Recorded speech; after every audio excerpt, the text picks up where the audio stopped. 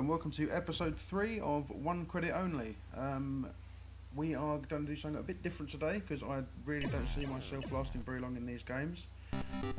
Also, as you can tell, I have recorded a vertical game this time, hopefully to give me a bit of space to do some sort of history and screenshots as I did with the Final Fight episode. So here we go, this is Arkanoid, released by Taito, or Taito, however you want to say it, in 1986. Was an incredibly popular game, especially in Japan, and is probably one of the most ported games that's ever been made. Obviously this is the original. There was a sequel which was Revenge of Doe, released the next year, and then along with the tournament Arkanoid. Arkanoid Do It Again and Arkanoid Returns were both released in 1997, 10 years later.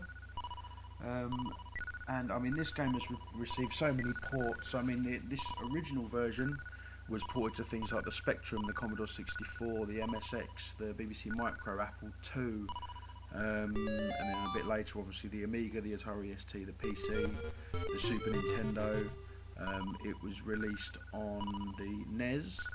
The NES version, funnily enough, actually had its own special controller released, called the Vous controller.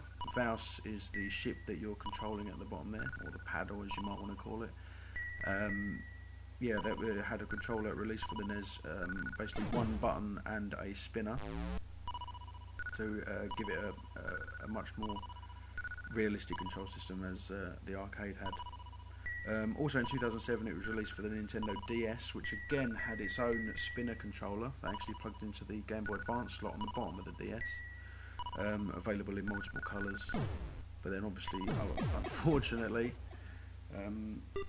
proved useless once they released the DSi and got rid of the Game Boy Advance slot. And then obviously a few years after that it's now been released on the Xbox Live Arcade and WiiWare. So there we go, I didn't last very long in the first game, so with this video I've actually done something a little bit different. I'm going to move on and play Arkanoid Revenge of Doe. Because well, as I said in all my videos, I pretty much suck at games in general. These games are no real different. Obviously Arkanoid based around the original Atari Breakout game, and obviously Arkanoid is probably the most popular and well-known clone of Breakout.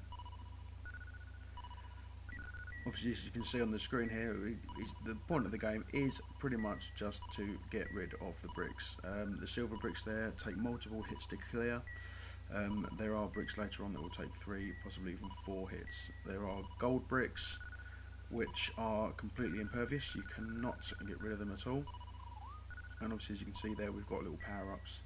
That one was a sort of a non-power-up really. It made my bat smaller, making the game a lot harder, but there are things like expandable bats, lasers, multiple balls, extra lives,